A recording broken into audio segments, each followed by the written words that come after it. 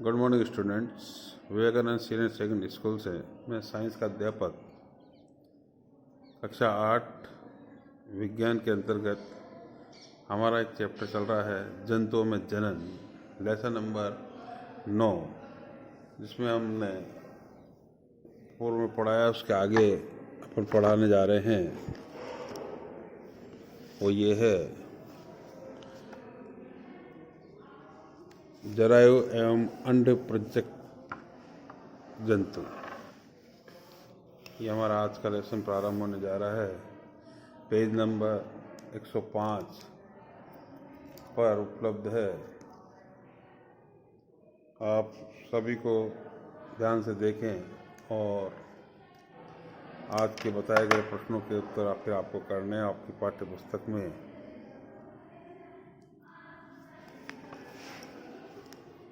जरायुज एवं अंड प्रजनन अंड प्रजक जंतु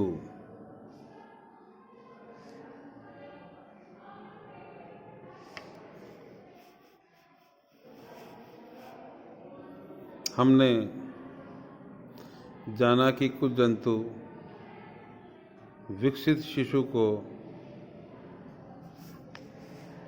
जन्म देते हैं, जबकि कुछ जंतु अंडे देते हैं जो बाद में शिशु में विकसित होते हैं। वे जंतु जो सीधे ही शिशु को जन्म देते हैं जरायुज जंतु कहलाते हैं। अब आपके पास प्रश्न है, जरायुज जंतु किसे कहते हैं? वे जंतु जो सीधे शिशु को जन्म देते हैं जरायु जंतु कहलाते हैं। वे जंतु जो अंडे देते हैं अंड प्रजक जंतु कहलाते हैं। वे जंतु जो अंडे देते हैं वे अंडे प्रजक जंतु कहलाते हैं।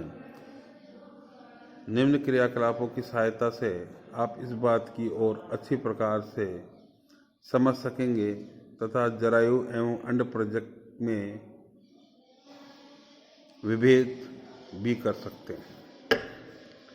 आज का हमारा पहला प्रश्न तो ये हो गया भाइयों, जरायु एवं अंड प्रजक जंतु किसे कहते हैं? ये आपको करना है। क्रियाकलाप में देखेंगे, मेंढक, छिपकली, जिल्ली अथवा शलभ मुर्गी तथा कोए अथवा किस अन्य पक्षी के अंडे का अवलोकन करने का प्रयास कीजिए। क्या आप इन सभी प्राणियों के अंडों का अवलोकन कर पाए हैं? जिन अंडों को आपने एकत्रित किया है उनके चित्र भी बनाइए। कुछ जंतुओं के अंडों का अवलोकन करना सरल है क्योंकि उनकी मां शरीर के बाहर अंडे देती है, परंतु आप गाय, कुत्ता अथवा बिल्ली के अंडे एकत्रित नहीं कर सकते। यह इसलिए क्योंकि वे अंडे नहीं देते हैं। इनमें मां पूर्ण विकसित शिशु को ही जन्म देती है। यह जरायुज जंतुओं के उदाहरण है। आपको जरायुज जंतुओं के उदाहरण में भी लिखना है कुत्ता, बिल्ली, गाय इत्यादि। और अंड प्रजक के अंतर्गत आपको देख देना है मेंढक, छिपकली, जिल्ली, शलभ मुर्गी, कौवा इत्यादि। शिशु से वयस्क,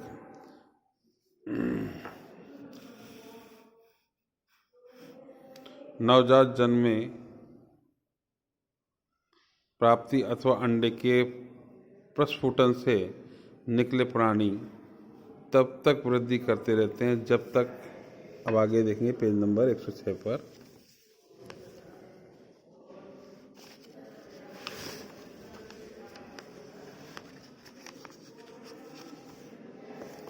जब तक कि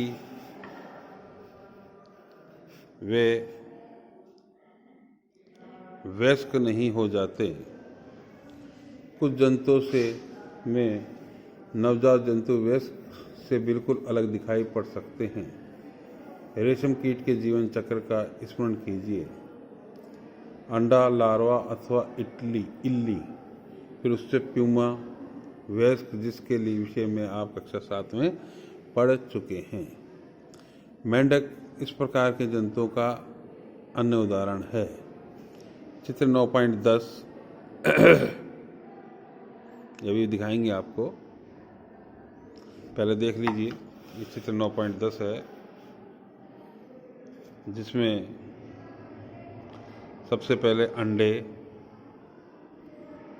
फिर आरंभिक टेडपोल, फिर ये बाद का टेडपोल और उसके बाद में विकसित मेंढक, वयस्क जिसे बोल सकते हैं। मेंढक के में अंडे से प्रारंभ करके वयस्क बनने की विभिन्न अवस्थाओं, चरणों का प्रेक्षण कीजिए। हम 3 स्पष्ट अवस्थाओं अथवा चरणों को देख सकते हैं। अंडा, टेडपोल यानी कि लार्वा, वयस्क का टेडपोल, वयस्क टेडपोल।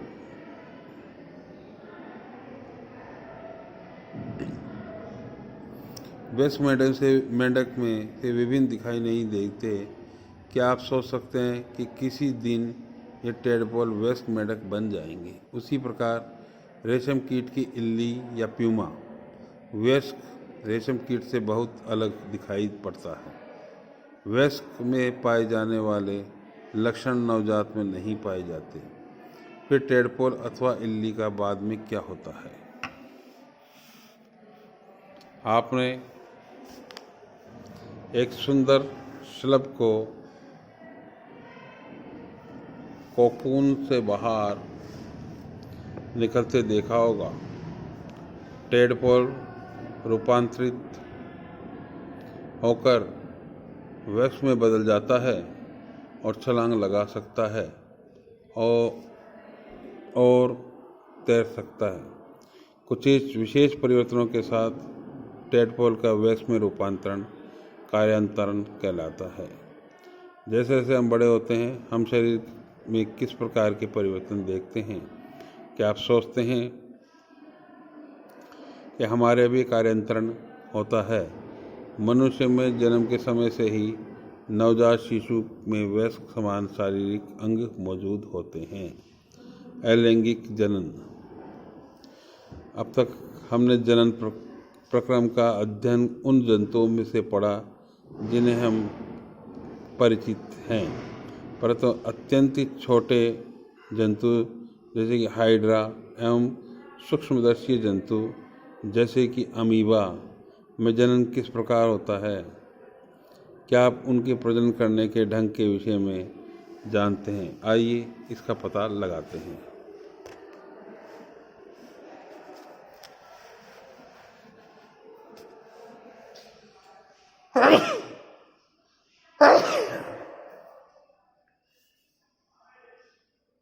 हाइड्रा के बारे में कर रहे हैं अपन।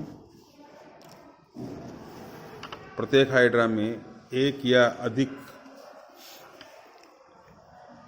उभार दिखाई दे सकते हैं। ये उभार विकसित होते हैं, नए जीव हैं जिन्हें मुकुल कहते हैं। अब अगला अपना दूसरा प्रश्न होता है अपना, मुकुल किसे कहते हैं? देखिए बच्चों, इसमें हमने पहला प्रश्न तो आपको बताया था। पहला प्रश्न आपको था जो आज करना था, जरायुज एवं अंड प्रजक जंतु किसे कहते हैं? पहला प्रश्न क्या था? जरायुज लिखिए एवं अंड प्रजक जंतु किसे कहते हैं? इसके उदाहरण देने हैं। दूसरा प्रश्न आज का हमारा ये बन रहा है, मुकुल किसे कहते हैं? मुकुल किसे कहते हैं? चलिए स्मरण कीजिए।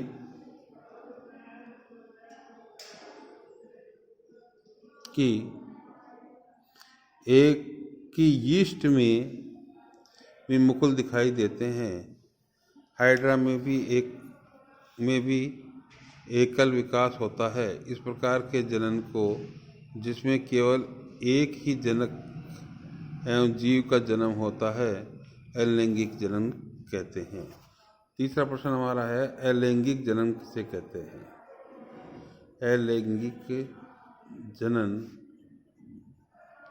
किसे कहते हैं, यह आपको करके लाना है बच्चों। अलैंगिक जनन किसे कहते हैं? हाइड्रा में मुकुल से नया जीव विकसित होता है, इसलिए इस प्रकार के जनन को मुकुलन कहते हैं। अलैंगिक जनन की अन्य विधि अमीबा में दिखाई देती है। आप अमीबा की संरचना के विषय में पढ़ चुके हैं। आपको स्मरण होता है कि अमीबा एक कोशिकीय होता है। इसमें केंद्रक के 2 भाग में विभाजन से जनन क्रिया प्रारंभ होती है।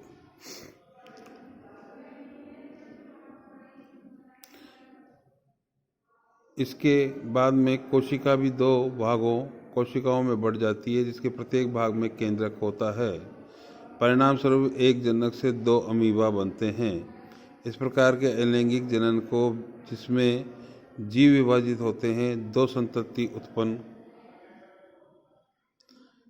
करता है, द्विखंडन कहलाता है। मुकुलन एवं द्विखंडन के अतिरिक्त कुछ अन्य विधियां भी है जिनके द्वारा एकल जीव संततित होता है। देखिए, अमीबा के बारे में बता रहा हूँ मैं आपको। ये अमीबा है, फिर इसमें विभाजित केंद्रक है ये, फिर इस केंद्रक से निकली हुई 2 अमीबाएँ हैं और ये संतति हुई है।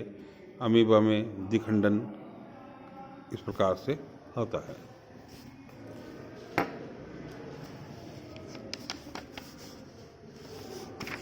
अगला चौथा प्रश्न है हमारा, अमीबा में द्विखंडन का सचित्र वर्णन करो। अमीबा में द्विखंडन का सचित्र वर्णन करो।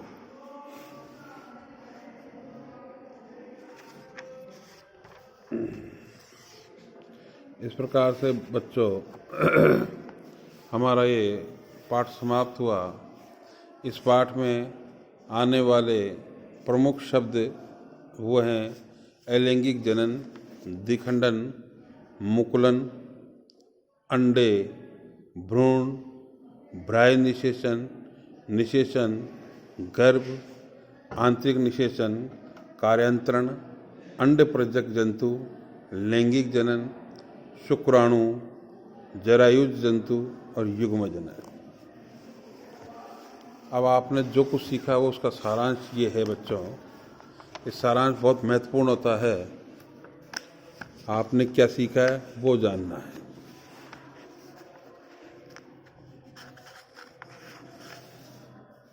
जंतु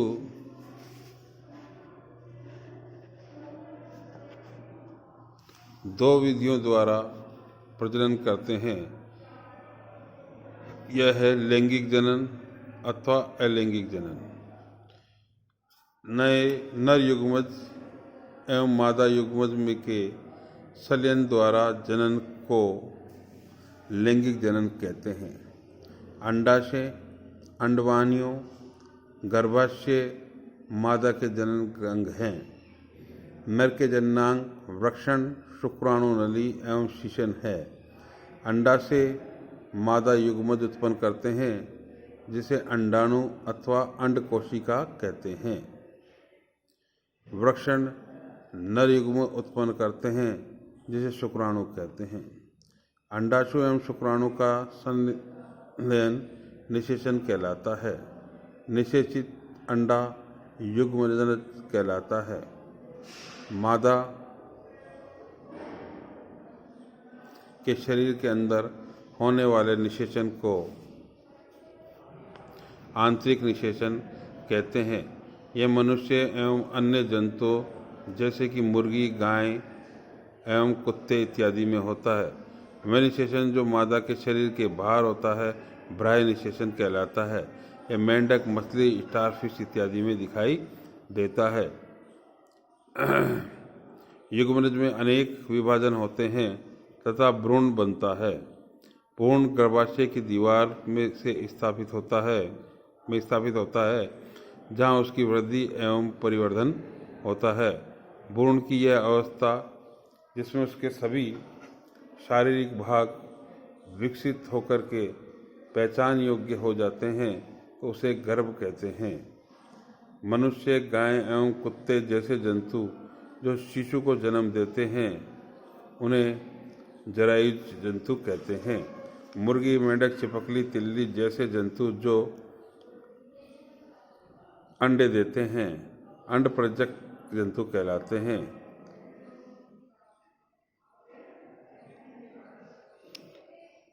लार्वा का कुछ उग्र परिवर्तन द्वारा वयस्क जंतु में बदलने की प्रक्रिया कार्यांतरण कहलाती है। जनन का वह प्रकार जिसमें केवल एक ही जीव भाग लेता है अलैंगिक जनन कहलाता है। हाइड्रा में मुकुल द्वारा नए जीव का विकास होता है। इस प्रकार के अलैंगिक जनन को मुकुलन कहते हैं। अमीबा स्वयं दो भागों में विभाजित होकर के संतति उत्पन्न करता है। इस प्रकार के अलैंगिक प्रजनन को द्विखंडन कहते हैं। अब आपको निम्न प्रश्नों के उत्तर ध्यान देना है। बच्चों इसे उत्तर करें नहीं करें क्वेश्चन नंबर 5 से युग्मजर गर्भ के दो विभिन्नताएं दीजिए। अलैंगिक जनन की परिभाषा लिखिए। जंतुओं में अलैंगिक जनन की दो विधियां, ये सारे यहाँ से लेकर के आपको 9 प्रश्न करने हैं। आपको ये 9 प्रश्न आपको पूरे आपकी पाठ्य पुस्तक अभ्यास पुस्तिका है उसके अंतर्गत करनी है। कल हम नए अध्याय की ओर बढ़ेंगे।